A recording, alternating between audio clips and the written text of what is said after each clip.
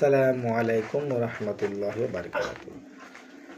নামাজের ব্যাপারে একটা মাসালা বলি। অনেক সময় আমরা সিজদা দেই, সিজদাতে কারো নাক ঠেকে কপাল ঠেকে না, কপাল ঠেকে তো নাক ঠেকে না। সিজদাতে সর্বপ্রথম নাক ঠেকবে, তারপর কপাল ঠেকবে, এবং উভয় নাক এবং কপাল দুটোই মাটির সঙ্গে মিলে থাকবে। অনেক সময় আমাদের নাকটা ঠেকছে, কপালটা ঠেকছে, অনেক সময় নাকটা উঠে রয়। ইমাম আবু হানিফার নিকট নাক এবং কপাল দুটোতে ছেড়ে দেওয়া একই সঙ্গে ওয়াজিব।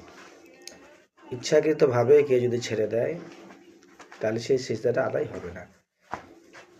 সেজন্য আমরা এতে একটু খেয়াল রাখবো ইনশাআল্লাহ।